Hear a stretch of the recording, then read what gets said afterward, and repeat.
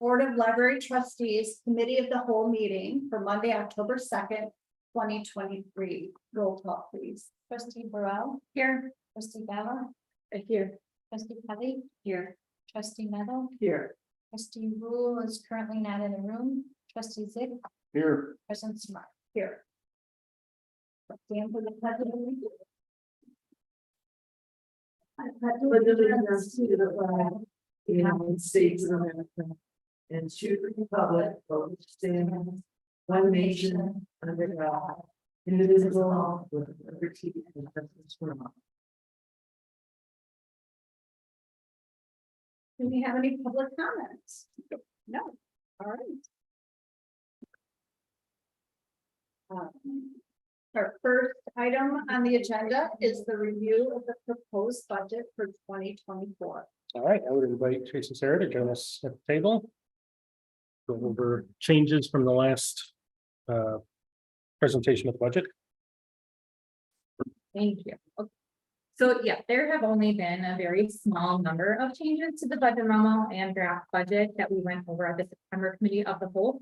But one change is fairly significant just in terms of presentation. You might have even seen it if you were flipping through materials already. So I'll address that and also just generally, again, focus just on changes. But if you have questions, something I'll put in here. Just of course, we'll go through anything new. So in the packet, you have the memo. Then on page 1 is the budget summary. Pages 2 to 18 are the individual department budgets, and then we've included an updated long-range fiscal plan for your reference, as well as a draft of the budget narrative. And this will go to the village as sort of the opening section to introduce our section of the printed public budget book. So this is our first draft for your review in there. So starting with the memo itself, the numbers, of course, have been updated. And the one significant presentation change I mentioned is on the general fund, and it relates to the number we're using for property tax revenue. So we talked about this in the revenue projections section of the memo, which is on the second page. But basically what changed is that in the last draft of the budget and also in previous budget years, the budgeted property tax revenue number represented the extended levy, which is our levy plus that extra loss and cost factor that Cook County assesses to recapture previously uncollected property tax revenue.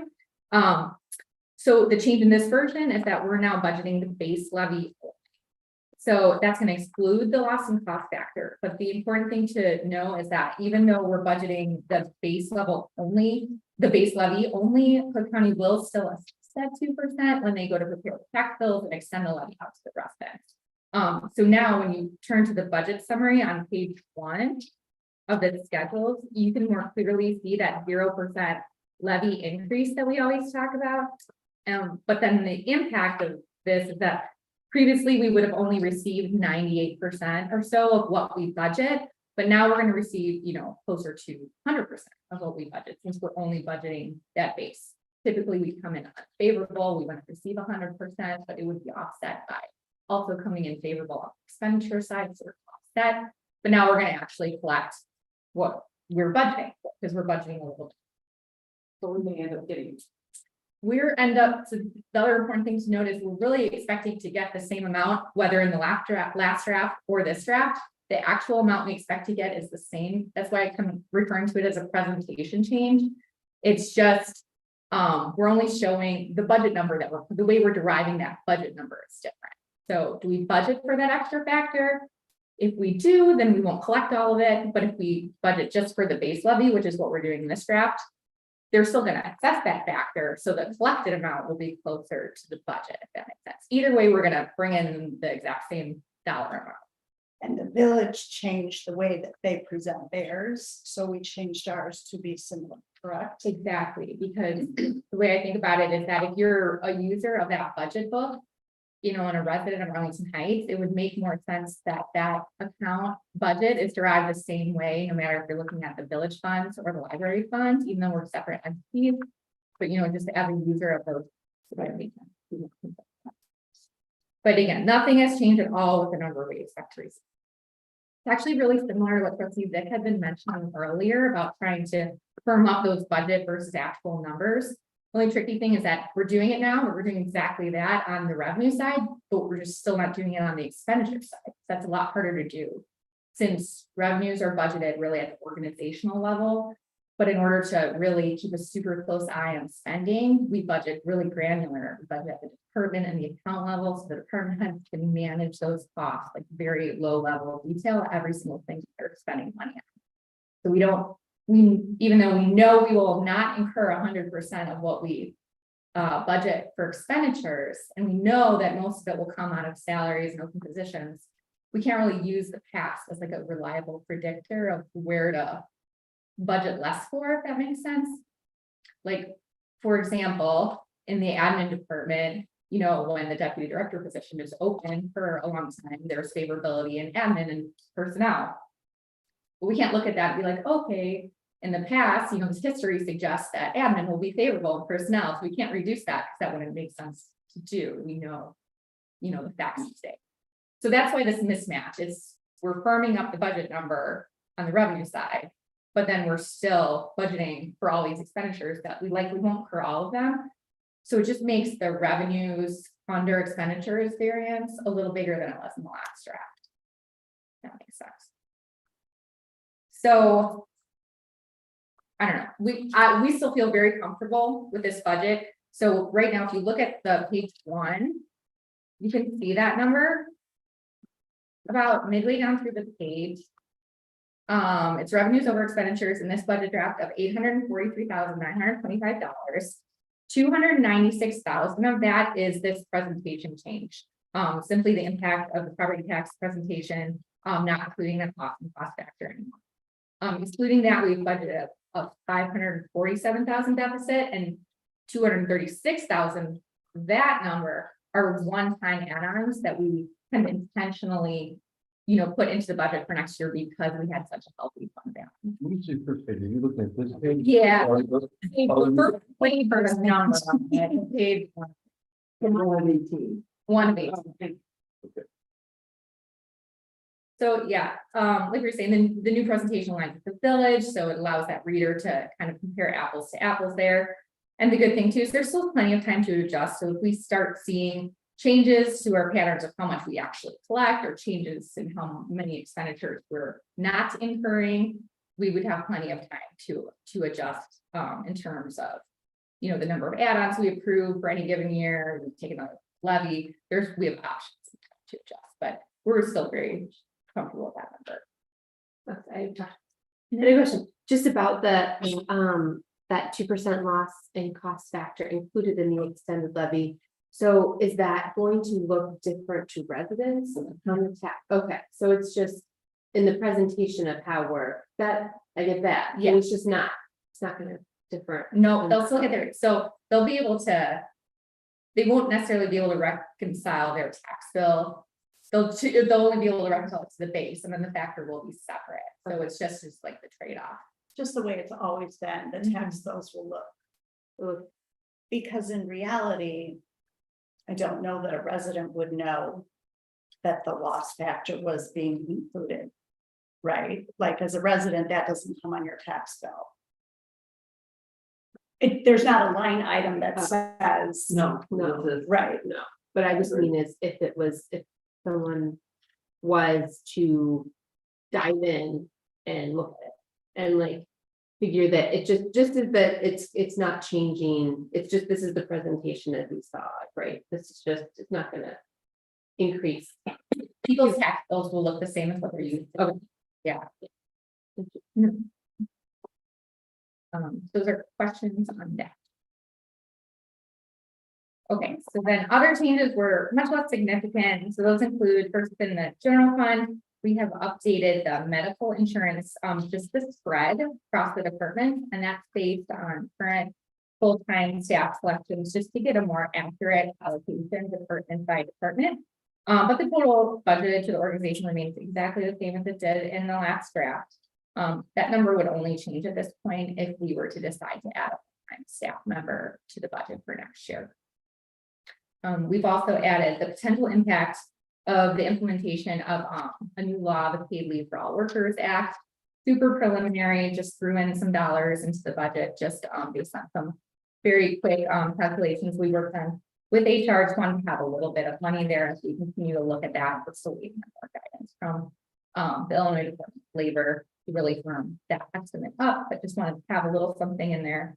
So we put in $15,000. And then just finally, there was just little changes here and there to wrap up open questions with managers, but nothing material or nothing.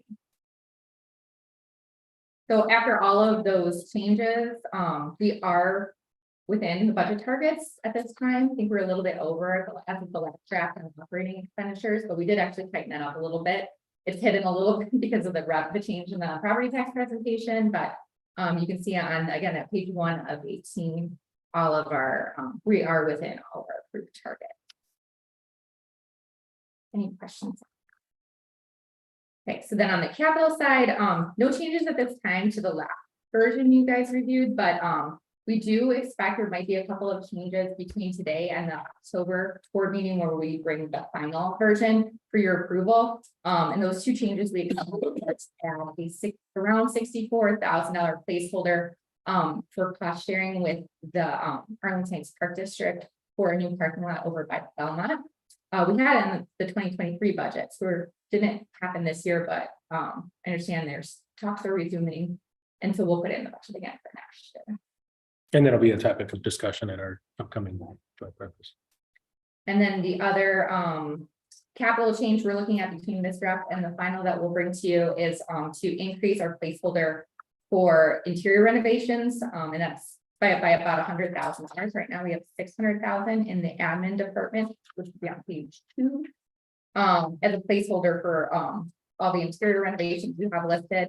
Mike had some more recent conversations with architects around those, and they thought that was a little bit that we would be better served to budget about $700,000 there. So that's a change we make. Would you mention the change in how you book the bookmobile? Yeah. Just getting it.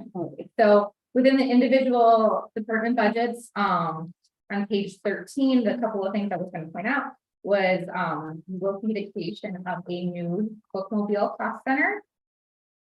So we took those costs from the circulation department on the previous page, page 12, and then moved them into their own new cost center 6425 for bookmobile.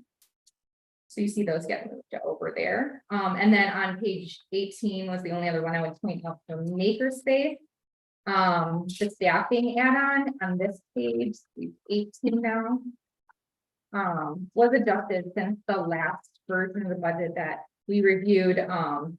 But I will just say that maybe they may be revised one more time between tonight and the final draft, because I might still have some conversations with staff about the plan for that position. That's why it's kind of highlighted in there too. So currently in this particular draft, it's budgeted as the addition of 1 part-time staff.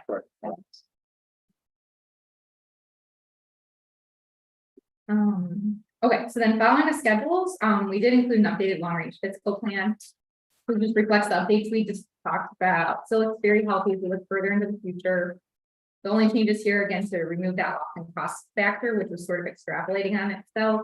And then this version also forecasts a more steady transfer of excess funds to the capital. A little bit minor differences here. But I would say that because we are not including that 2% sort of cost of business. Line T is going to look less favorable than it has in the past. Nothing has changed because we're actually going to we're going to get more revenue than is in the budget. So, you know, when I looked at it, I'm like, wow, this is quite a bit different than last time we looked at this budget. But in reality, the reason is just because that 2% isn't added every year. So last month it said like 57% in row T in 2028. And now it looks less favorable, but because that is forecast so far out, it's not really going to be that number. Correct, and we still have, like I was saying before, plenty of time to adjust should we see any trend pointing otherwise. Right. But isn't the 2% factored in?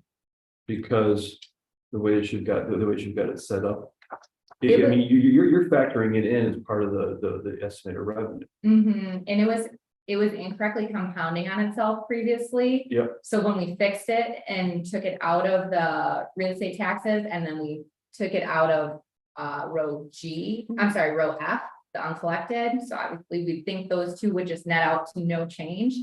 But the 2% in that row C was compounding on itself.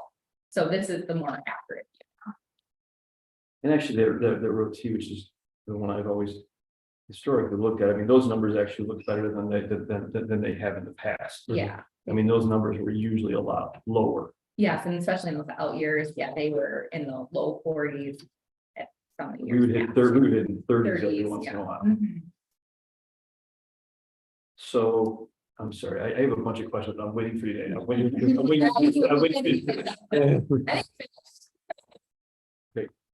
Like, go then. Yeah, Okay, I appreciate the thought process and I watched the previous board meeting, you know, towards some of the comments that I made, and I appreciate the thought process. One thing I'm challenged though is I get your example of, you know, say like, you know, deputy director administration costs, and that's part of budgeting. You sit back and you sit there and go, okay, well, in this particular fiscal year, calendar year, whatever, we're going to hire for this particular position. And you factor in, and you factor that in. That's fine. That's part of budgeting. But there's also things and you mentioned how we're very granular in some of the costs. So I think we can figure out some of those costs to get it closer and closer to exactly where we're going to be. That's just my opinion, but I appreciate that it seems like we're tightening things up even more. There's a few things that as I looked at it though, I just have to question, I just have to ask. But I'll start with the FTEs. So as you've got it in here, you know, we have this in the September report, we're at 147.48 FTEs. Okay. We budgeted last year for 158.56, so we're about 10 FTEs down. But now we're actually increasing, going from not a lot, going from 158.56 to 159. Are we anticipating actually hiring those additional 10 people this year? Are these jobs that we have open right now for these additional 10? Can I just also say for anyone that would be watching, FTE means full-time employee.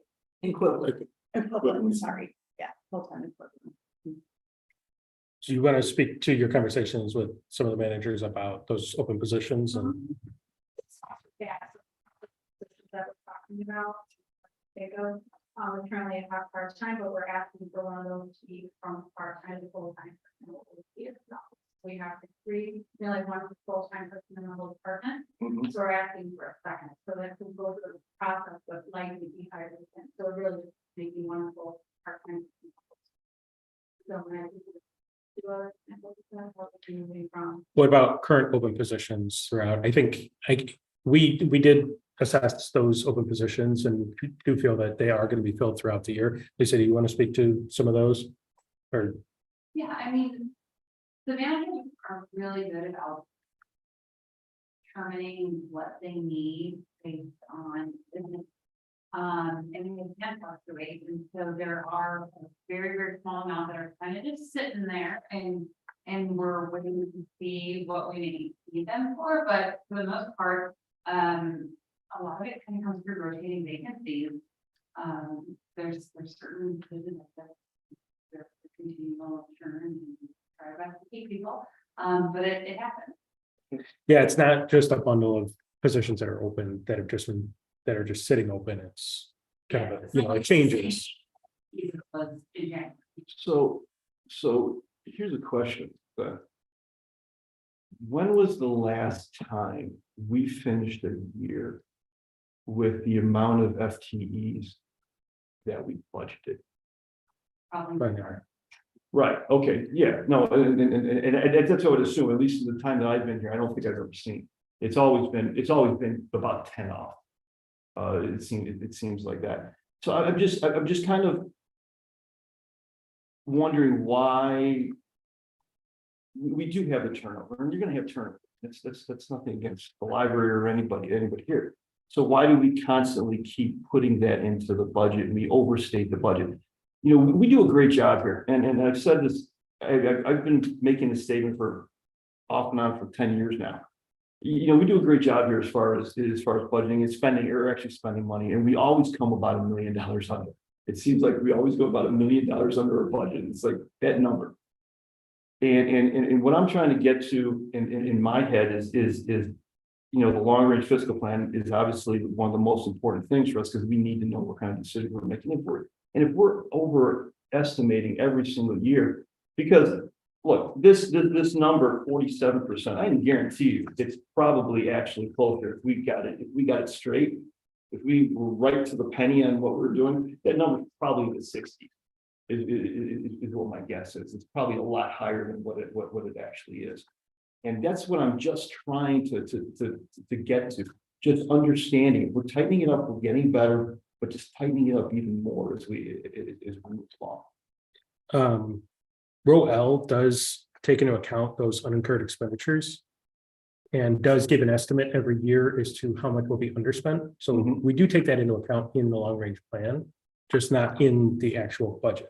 Because really the budget is the roadmap for the things that, you know, we think we're going to be, you know, we want those placeholders for those positions. But this shows kind of what we're looking at long term. And so if you look at L, you know, we're estimating in 2024 being $1.1 million under expended. So that is figured into those numbers. Okay. All right. I mean, that's good to know. I just, you know, I mean, there's all this stuff going on with money and budgets right now throughout the country and throughout businesses and stuff like that. But just trying to make sure that we understand, because we're in an okay position right now, right? But who knows what's going to happen years down the line.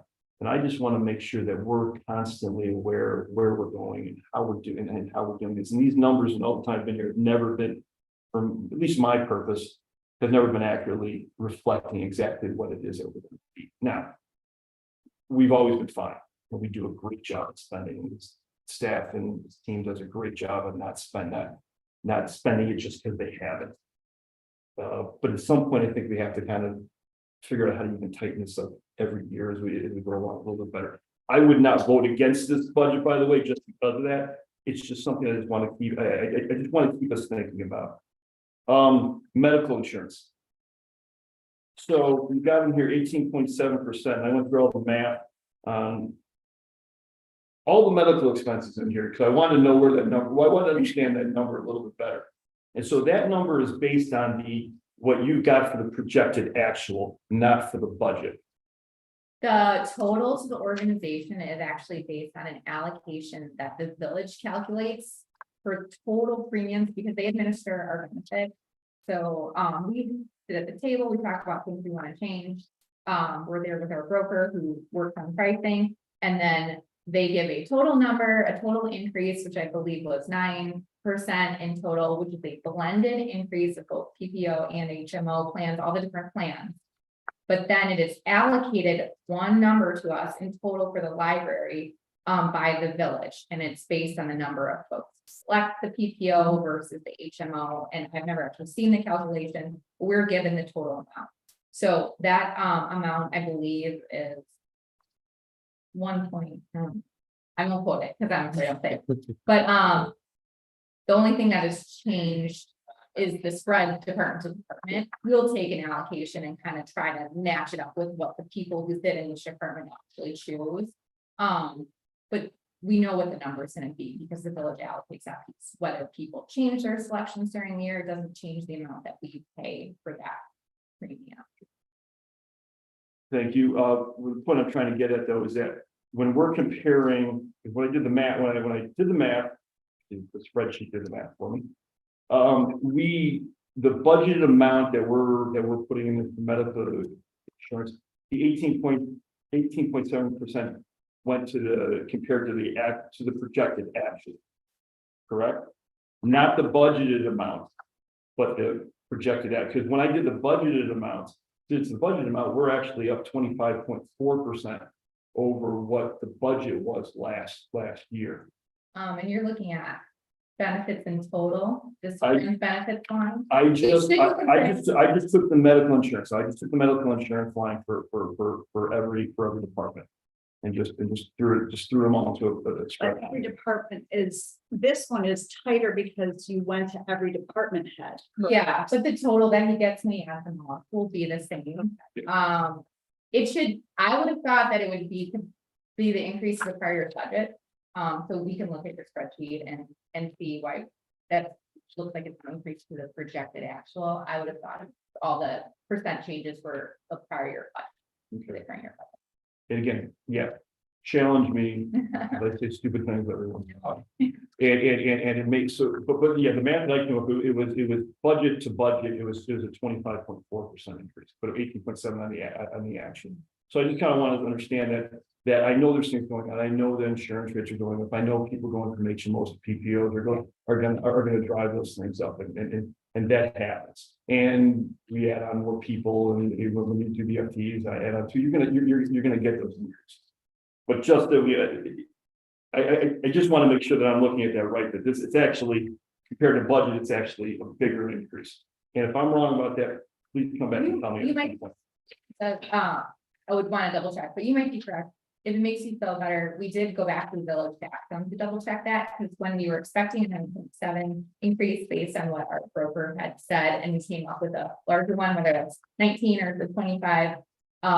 You know, it raised some red flags, so we did go back to the village to confirm the piece that they were allocating to us. And it was the result, like he said, of more selecting the PPO plan versus the HMO. Never actually seen the detailed calculation, but that's the driver, and we could look at which increase is the correct number. You could be right. Okay. Hey, I might- before you go on to another topic, if I could just piggyback on, I think I brought this up before, but I will bring it up again. As a cost savings over time is to offer an opt-out. Over, it's been a couple years since I went through and figured it, but I figured over the about 10 years maybe, that we'd saved $500,000. Just having people opt out. If you offer something to someone, they're gonna take it, whether they need it or not. This way they're looking at, okay, does my spouse, civil partner or whatever, which deal is better, and I think we have. Because we have about the same number of FTEs about, yes, and I think, what do we have opt-outs? 30? Now they can still get the dental if they want that, and work all that And out, do you but pay them? How much do you pay them? $3,000. And as an incentive, we pay it up front. We don't do quarterly. They get a check. I mean, I'm a ref and all that has to come out of it.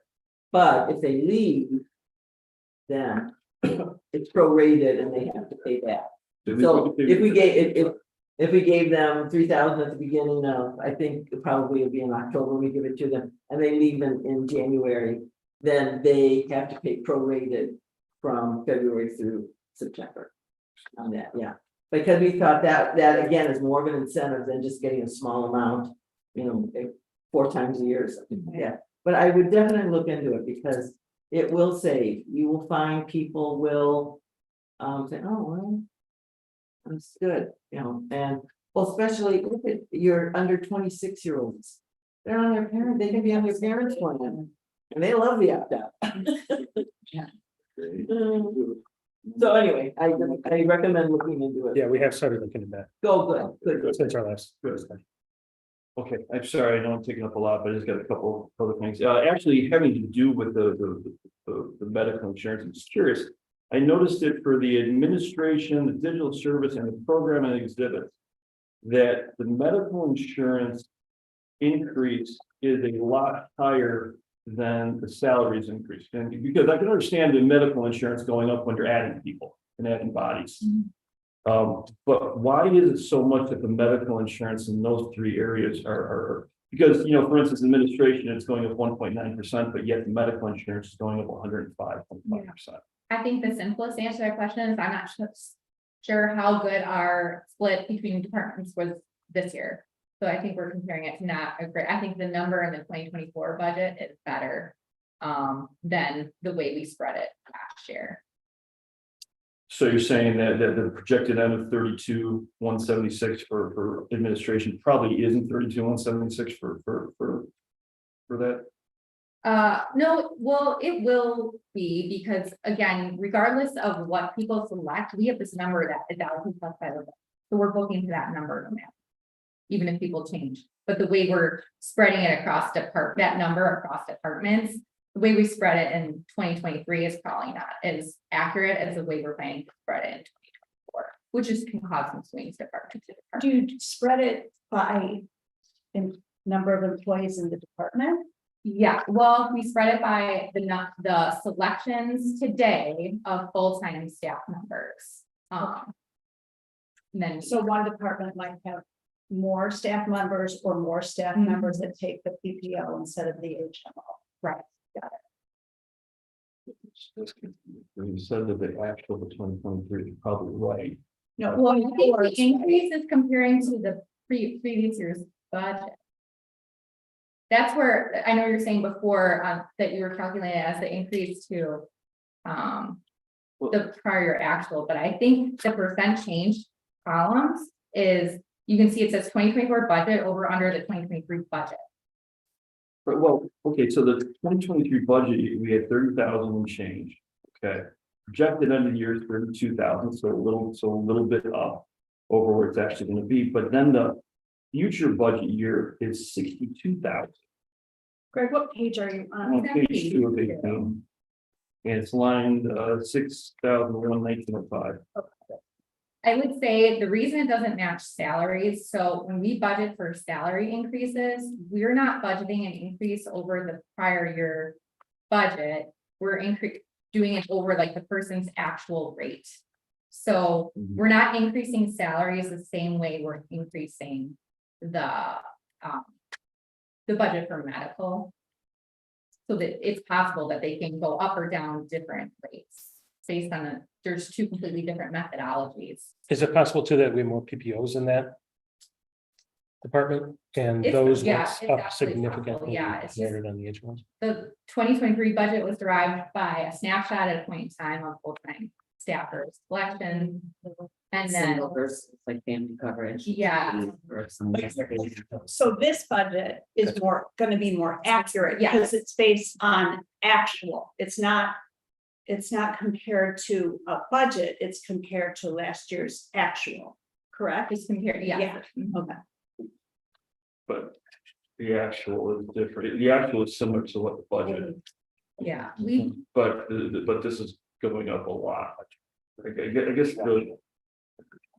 I know I'm happy to look into it a little bit more and, take it away as, and do some more side analysis for you.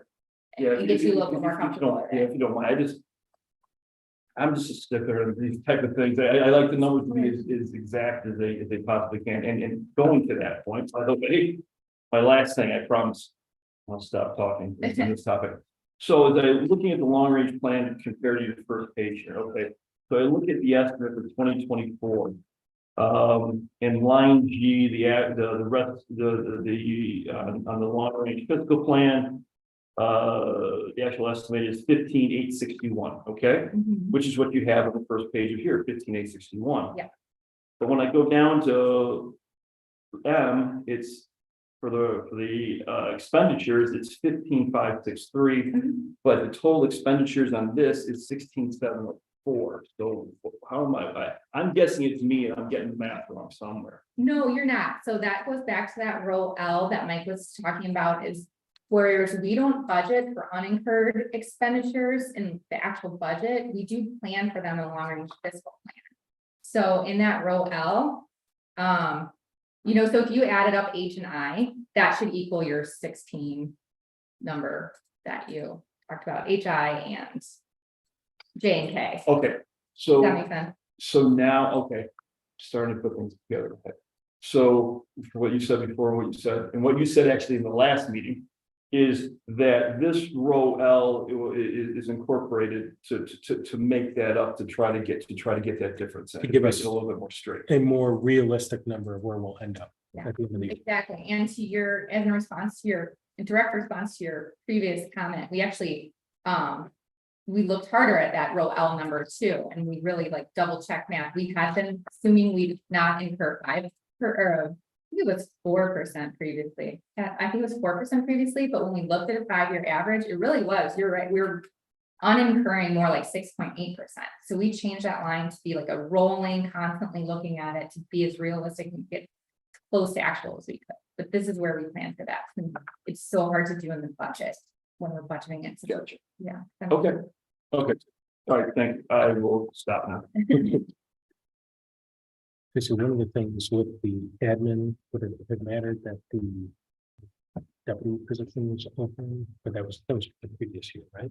Yeah, it's possible, because we would have, Budgeted off. that's a decent point. So in any case, when there's a full-time position open, we put just like a placeholder in for a medical benefit charge. We have no idea what it will cost. We just put a number in so that we're budgeting something. So yeah, absolutely, it could have been as we hire and fill those full-time positions and they make their selections, now we have that information today. And base our allocation for next year off. That'd be part of it, but Right, so I'll still look at it, so.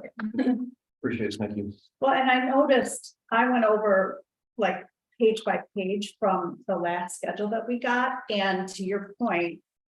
The really almost the only thing that changed was the insurance area, which is why I asked about that, and.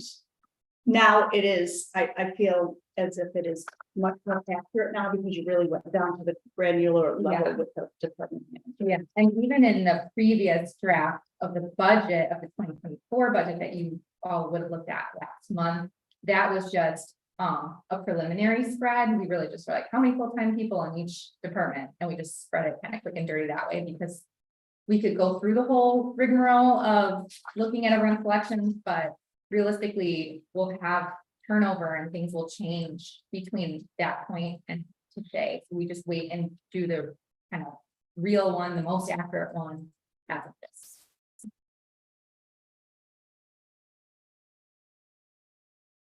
The only other thing that I was kind of thinking as I was going through this as well, because at 90, I always look at carefully, because I feel as if none of us want to increase the levy. There's a lot of uncertainty, obviously, in Arlington Heights with what's going to happen to the racetrack. And whatever it is, who knows what it would be, it will be more. I think it will it will incur more taxes than the end of the racetrack. They just weren't making that much money. They weren't paying as much property taxes as whether it's the Bears or they sell it and it's developed or whatever. So that really probably puts a little bit of an unknown in those long range numbers as well. This is someone who lives in Arlington Heights. Anyone else have questions? Thank you. Don't Is go. that item, is that this item too? That would be the Yeah. next one, yeah, so let's start talking about that. Okay. So moving on to item 2, the proposed 2023 tax levy. So yeah, this is the truth and taxation schedule. So this is something that the bill is put together for us based on our inputs, which they are the ones who levy our taxes.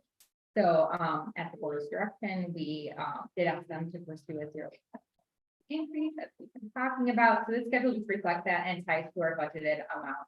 It's just part of the levying process.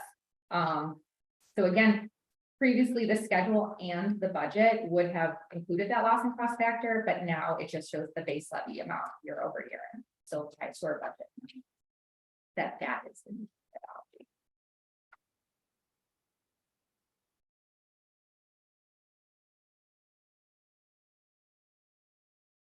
Thank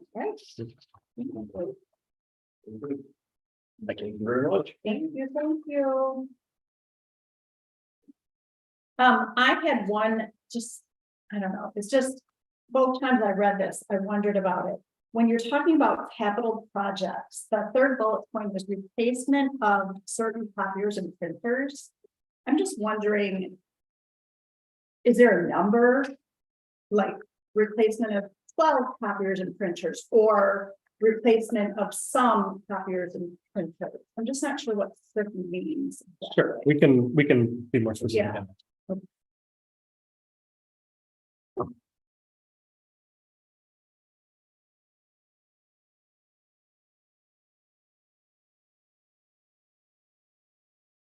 So we will approve, or we will discuss, we approve this at the October meeting, and then Sarah will present it to the village board meeting the first week in November, right?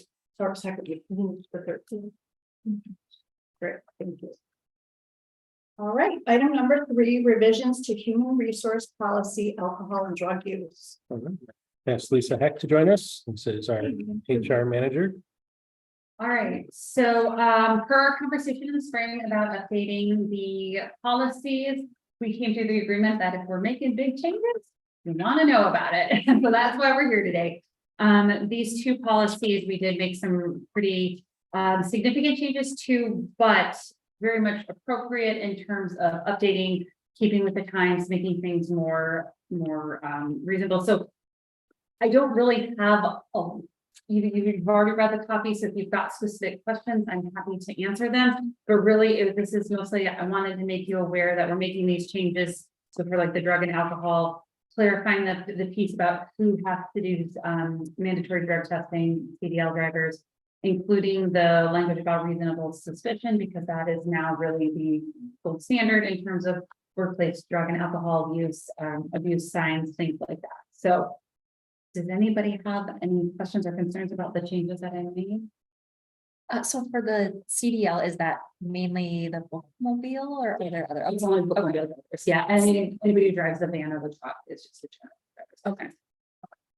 And then one other question about the drug testing, since weed is legal now, I mean, I'm assuming people are free to enjoy it in their own time. Right, so that's where the reasonable suspicion thing comes Okay. in, because the key is we don't want anybody working under the influence. Okay. Yeah, I just had one of the follow up with that is, in some, conversations, because it is legal in Illinois, but it's still not federally legal, that there's some, kind of just that gray area, to really respect the individuals and it's legally, so I'm just wondering if there's any, way to be a little clearer. Maybe Yeah. that, like, I mean, we Sure. can, so the only staff members who would fall under the federal mandate are those who hold a CDL license, Okay. because the CDL is regulated by the US Department of Transportation, which is right, and so anybody who holds a CDL, yes, it would be illegal, so you could apply for cannabis. Yeah. Goes under just Illinois. I'm just wondering if there's to be clear that it is that reasoning too, that federal law and Illinois law discrepancy. Just as a protection for the library, or just to note that difference that exists. So I did run this past our attorney. Yeah. He was good with it as is. They kind of a fine line to getting too much in the weeds, like you want to leave it a little bit open. I think it's probably Trustee. a personal preference. Kelly, Yeah, well, we went through the same thing with, in my work, and the Yeah. same thing, you want it to be somewhat vague, more vague in the policy. Because the federal does supersede the state law, where it is more, in the weeds is in your procedure, which is Yeah. different, which is documents. No one can be, retaliated against if they say, I think that person's this or that. As long as the HR person is documenting it all, that's where it really comes in, and that's the difference between policy and procedure. And we do recommend or recognize that this blends a little bit of procedure into the policy. But it's a lot of things that were very confusing. And, people aren't going out to look up federal regulations for random drug testing, right? So it made sense to make it easily accessible for staff to blend in a little bit of procedure as well. Okay, I have just a question, and maybe I'm just not understanding it right. So, I mean, just kind of looking at exactly what you sent us. Prohibited activity, that first sentence, employees may not work under the influence of alcohol or drugs. Employees working at any library location are prohibited from the possession, consumption, purchase, sale, transfer, or distribution of alcohol or drugs. Shouldn't there be like when at the library? Because Any library locations. So but when you're working, employees, oh, see, yeah, it not- refers to not working in the library. okay, Did you like go- during the work, I just like employees who work at a library location may not ever use alcohol. That's how I read it.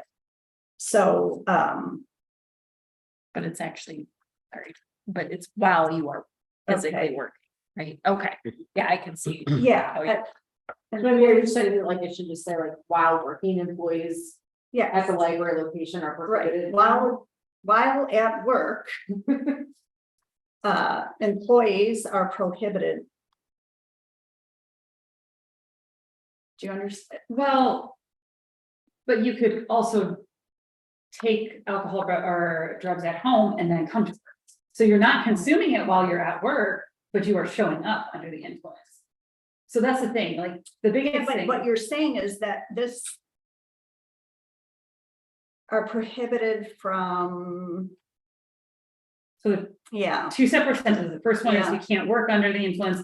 The second one is don't get involved with any of the nonsense. Like, I do think if you change it to while at work, employees at any library location are prohibited from possession, consumption. I think that does say the same thing as employees working at. it just, to me, the employees working at a library location means I work at the Arlington Heights Library. I might not be at work today, or I might not be at work. Yeah. I mean, I don't think that's. You're saying it. You're probably right. Like technically, if you look at it and really pull it apart and take it out of context, it's, I can. I mean, I get the first sentence totally makes sense, but I think it's clear if you say while at work, comma, employees are prohibited from the possession, consumption, purchase, sale, transfer, distribution of alcohol or drugs. yeah, I mean, I think it's a Yeah. personal preference in terms of how you, the Yeah. language, so whatever you prefer is fine. I don't have a strong opinion about that. Yeah, go ahead. Yeah, just to your, No. just to your point, Amy, though, on language, it is, the reason I brought up the federal laws, because in other agencies, individuals that are employed, whether at work or not at work, are not allowed to use marijuana. Because of that, it is still federally not legal. So I just would kind of confuse, I just want to make sure that that is clear, that that is not what you're saying. You can be vague and don't have to specify it, but just that maybe sometime, like somehow clarify or not. Or I mean, just make it like, it's just the CD, I see what you were doing, it's like, Yeah. these are the people that are going to be under this because of the Department of Transportation. But then to Amy's point, like if there is any, like while at a library location, you may not be in possession, so maybe tighten that, but. Just because that was something that, again, in conversation, that was, some employers don't even allow that at all. Mhm.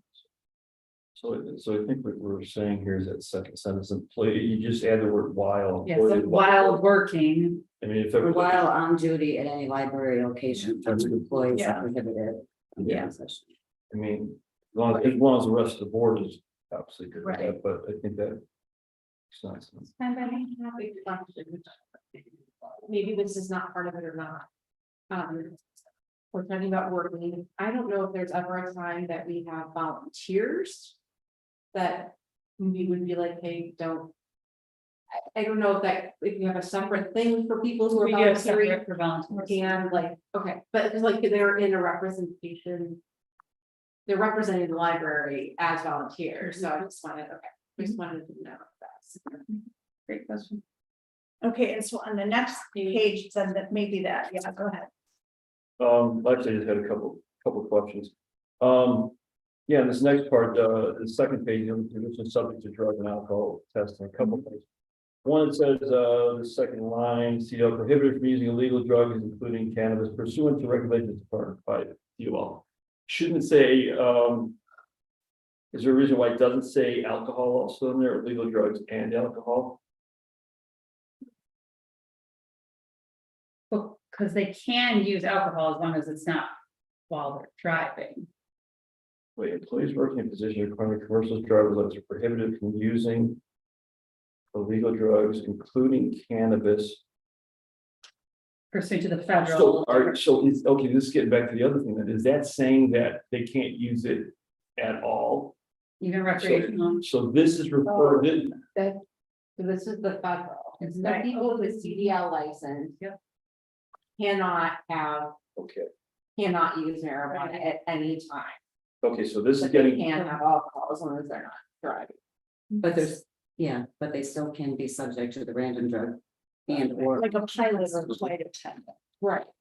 okay, so that's having to do with it, okay. Okay, because my other question is going to be because it says positions subject to drug and alcohol testing.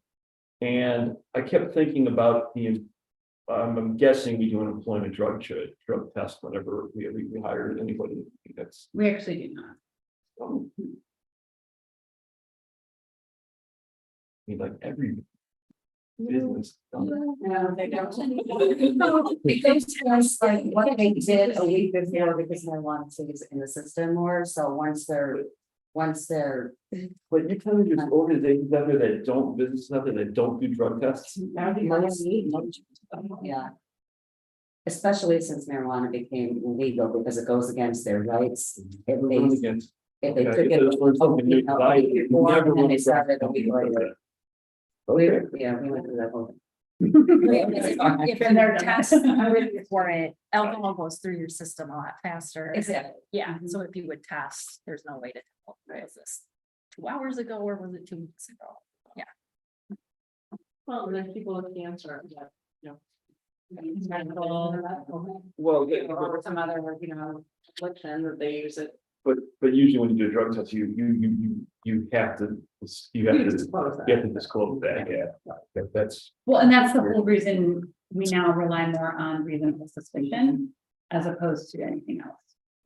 I do have a question as to how is it that we test, you have like hits on hand or something, like, I'm just like, okay, Carol, I'm suspicious of you. You know, being. Yeah. So we're part of a consortium with Northwest Community Occupational Health, Okay. and they would do it for us. It's like if the person is intoxicated from alcohol, 3 days later, they're not gonna be drunk anymore to run that test. That's why you document. So Well, that's what I was trying to And figure in out. here, they must immediately go to the library designated clinic. for Oh, this. there we go. And we would put them in a cap. We Okay. Drag yourself to this. Do you, as a library, are you providing reasonable suspicion training now? Because that's a really. It's big on thing. my to-do list.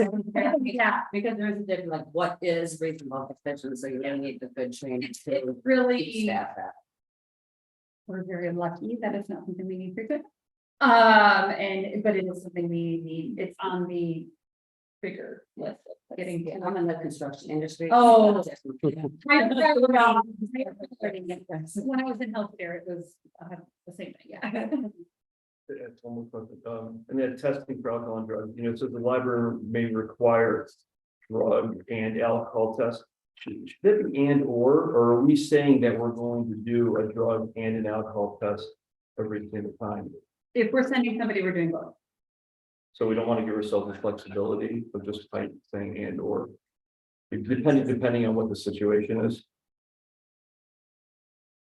It pretty much comes out in the same test. Yeah, I mean, It's just- when you send them, they're gonna check for everything. It's kind of part of the I agreement. do get, okay, I do get that part of it, but I was just trying to give us flexibility, like if there was any way they could just do one or whatever.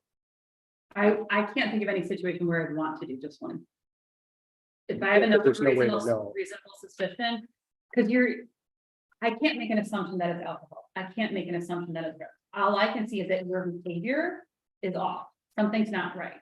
So I'm going to say I want both tested because then I. Well, and sometimes too, like, there are many other medications and stuff. Different combinations, especially if you're starting on a new med or something like that, you need to know, they will have your interaction. Yeah. I can't remember what it was, there was like an ADD medication. Mixed with, maybe it was alcohol or something, but whatever, it showed up as being like. Cannabis or something, I don't remember, this was like a long time ago, but it was one of those things that like. You need to know that I'm not, whatever. But in combination. That's what I'm with processing. something. Yes. go ahead. Just for consideration, it doesn't to be changed or anything, but just instead of the word drug abuse, drug misuse assistance program. Some of the language was shifted, just in the consequences. In other consequences, again, a lot of the familiarity is very, drug abuse is very common. Just again. That's a great point. I will check with our EAP to see what language they're using at the moment in line with that. Substance misuse.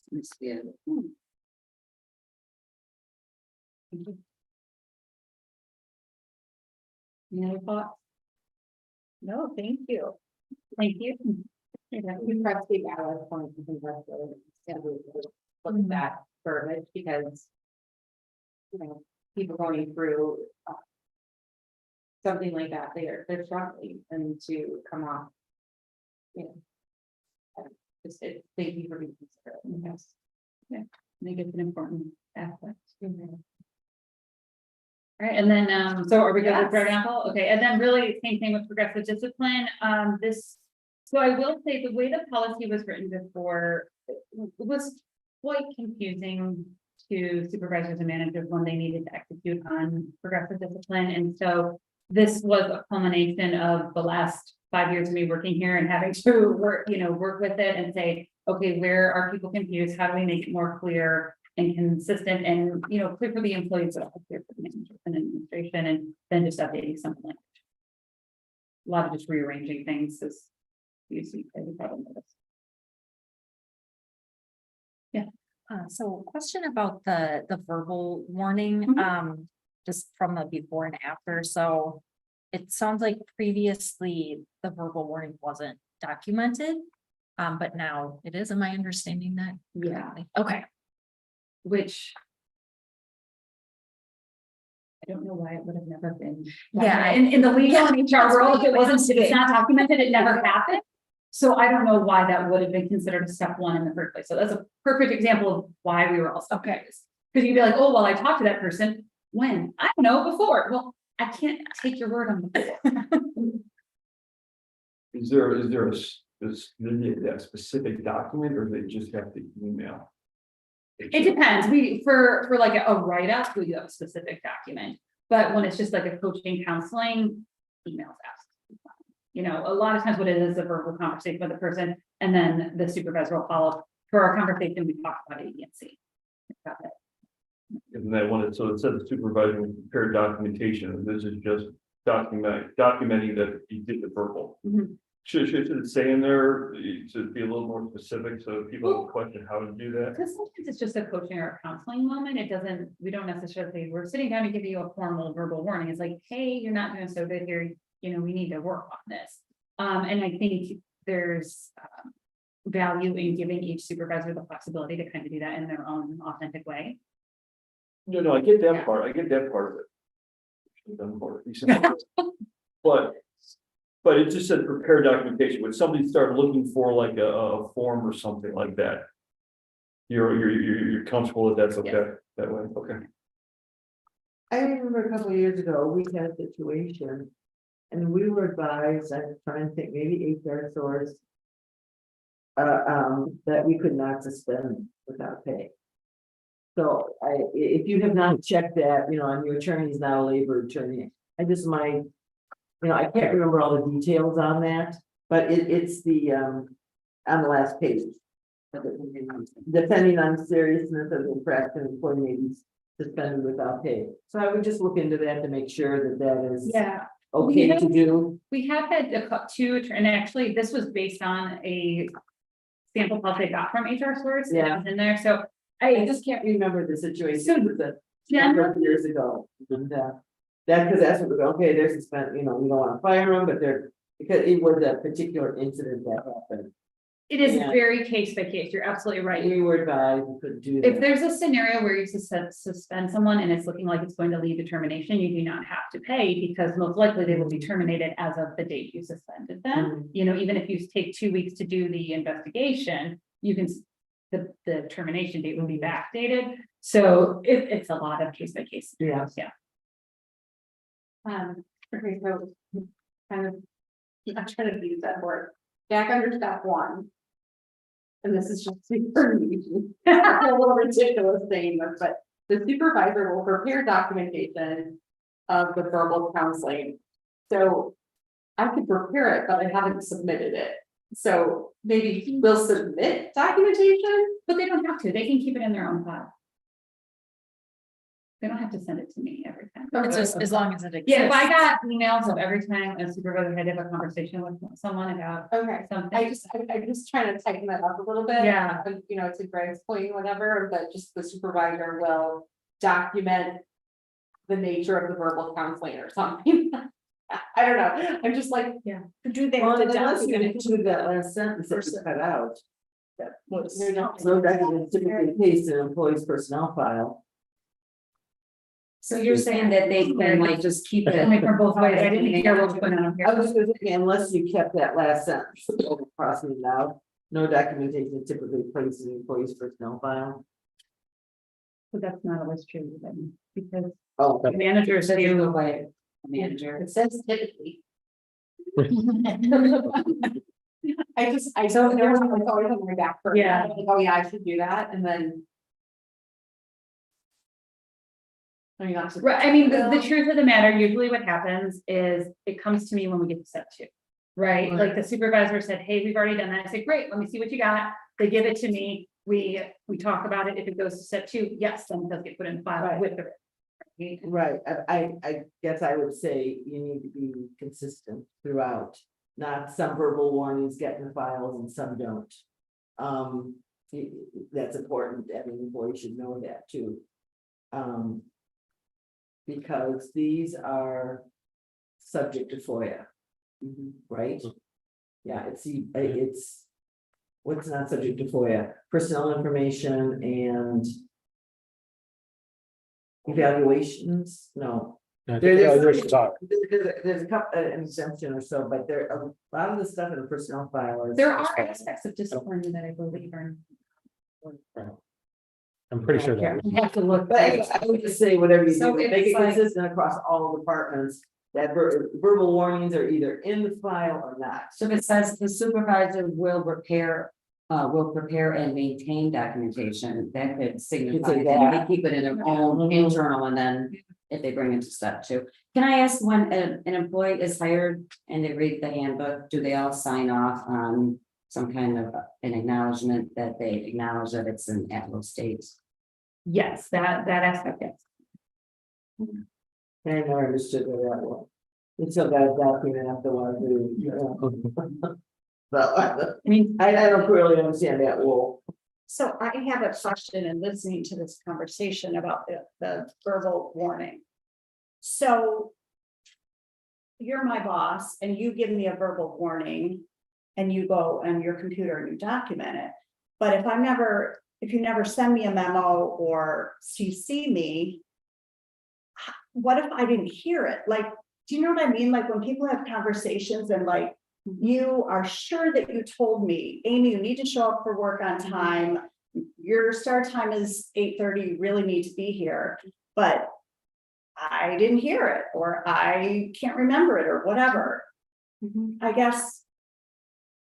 To me, I would rather have you say, hey, Amy, like we talked about today, I'm really looking forward. I know you can be here at 8:30 and you always put in a great day, but we all need to be here at the same time. So, well, and that is why we recommend that everybody send an email to the employee city.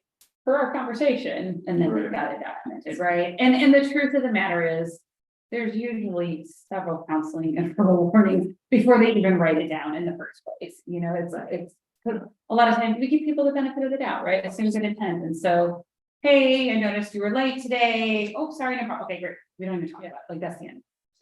But I think that's why it gets second part of actually doing the written, because like when I give a verbal discussion with anybody. I'll do it for good and bad things. I mean, I just got something, a Word document that I keep, that I just write down everything that's happened with it. But I try to keep positive stuff too, because I want to know that kind of stuff. But That's if you- exactly what I recommend too. But if you told them on enough occasions and you said something to them, that's when it's now kind of like, okay, now I need to get to the second one. But if you've got to document it at least, and you got to do it right away. If you don't do it right away, you're going to forget about it. So, are we done? Yeah. Love that one. But like to that point, like a lot of, you know, I've had a lot of managers and worked with a lot of people and, you know, there have been times when, you know, I thought I had told someone that this is the way I needed it done, or that to be there at 8:30 or whatever it is. And they didn't hear what they wanted, you know, they heard what they wanted to hear. And then all of a sudden, you know, that frustration, resentment, you know, you didn't do it here, you didn't, you know, but they all of a sudden they're getting a written warning, they're like, you never told me. Right? And if I'm reading this correctly, the written warning does go into their file. So if there's just a part of me that feels like this verbal warning needs to have some sort of. Just like you said with the email, like, hey, Susie, thanks for taking the time to talk to me today. You know, just need to make sure you're there. And that's the exact reason I updated this, because the policy previously did say no documentation is typically involved in this step. Whereas part I updated did say it should be, the first step does need to be documented. And I had that issue, Andy. So in a written warning, I did indicate what the employee, it was back and forth, and it indicated that person thought that, you know, they didn't know their head, they didn't realize it. I documented that they acknowledged it, now we're on the same page. So then it didn't have to go to the next step, then they got it. But if it did, then I would have pulled that out and said, well, you acknowledge that we were on the same page with this. Yeah. Got it, that makes sense. I do like how you got rid of the all caps.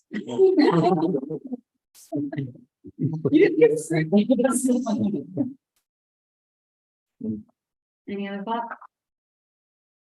Well, thank you for taking the time to look it over. Thank you. Yeah, no, that's all right. I'd rather we have. All right. Do you have any other? No, we started to have a quick conversation about the Zoom that we just attended. Did anyone have any comments or anything they wanted to share? Yeah. Question for Mike. I know you mentioned the under review. I guess I have seen that a couple times and I always just assumed that it was under review because it was in like bad shape or the binding. So That's typically can what also- it is. If a item is taken out of the collection for any reason Okay. and brought back to collection services for, you know, looking at the binding or, you know, it's marked under review. okay, so there. It's rare, very Different rare ways that it it would be can be. removed. And placed under review for, you know, a challenge. or something like Okay. that. Typically, they would stay out in the collection. Okay, I was just curious. 'Cause, yeah. So if Good a question. Arlington Heights resident wanted to know if there were any books being challenged right now, how would they find that out? Probably would have to be a FOIA request, I guess. We don't, you know, advertise if people submit challenges. I don't know, do you think of any other way? Yeah, right. Would they tell someone, would they say, oh, yes, To Kill a Mockingbird is under review right now, or whatever? I mean, Especially we have to have a discussion, because if that escalates, it gets me, right, we haven't, since I've been here, and it's been minimal that we think that's. right. What's going on. All right, thank you. All right, I would like to adjourn the meeting. Thank you. Make a motion.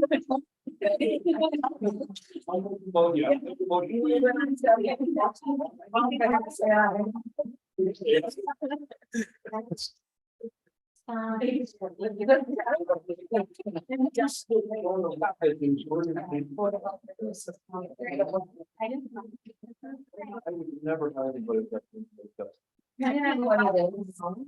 Yeah, we were really counseled against it because of what they were done prior. What it just You know, if it's in their system and they were had, in the bathroom like a week ago.